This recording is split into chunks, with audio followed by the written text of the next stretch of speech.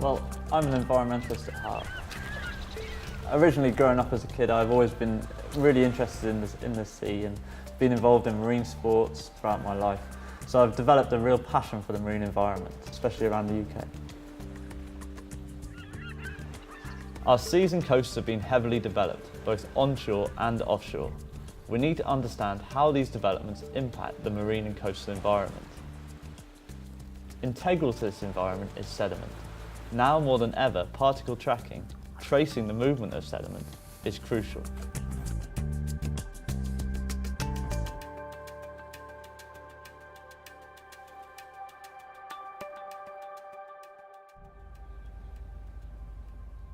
So my project is titled The Development of Particle Tracking Technology. I work with a company called PathTrack Consulting Limited, who have developed a unique environmental tracer.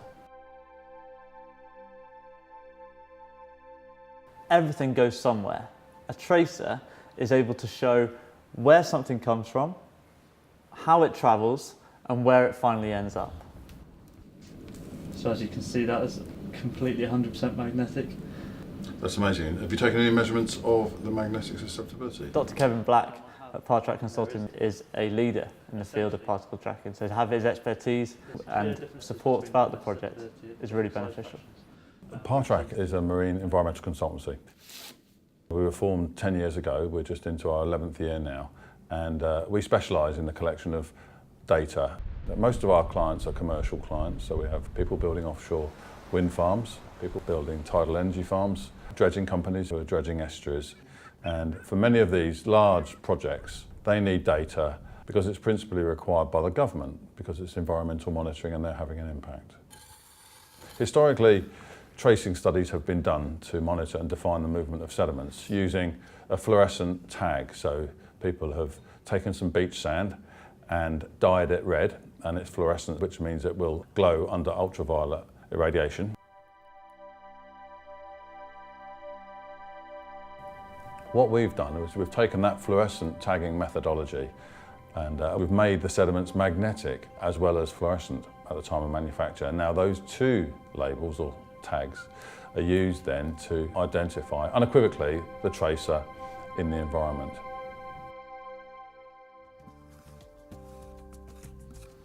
The tracer is deployed to the site being investigated. After a period of time, you return to take samples from targeted areas of the site. Because I'm using a unique magnetic tracer, it's possible to use just a simple magnetic separation technique to determine the mass or the concentration of tracer particles within each sample. This data can then be used to understand where the tracer has moved from, where it has ended up, the pathway it has taken, and the rate it has moved at. Using this technique shows us how sediment is moving within a site. So we're starting off from a point with a really strong, unique tracer. And now I want to refine each step of the methodology to develop a strong methodology to be used with that tracer. Jack's gone right through the whole methodology in relation to measuring how much tracer is contained in a sample. So he has succeeded in refining that. And in fact, he's brought the method on. So if we have two colours on a beach, if we put red sand down and green sand down, we can measure the amount of red and green sand in a same sample. And that is a substantial advance. The major benefit of this is that you can investigate two different areas at the same time. So for instance, if you imagine that you were investigating a source of contamination, you could have one area with green tracer particles and one area with pink tracer particles, and ultimately investigate which is the source of the contamination. And another advantage is that you can investigate the difference in transport between a coarse particle and a fine particle. So if you're able to tag the coarse particle with one colour and the fine particle with another colour, it's possible to investigate the transport of both size sediments at the same time.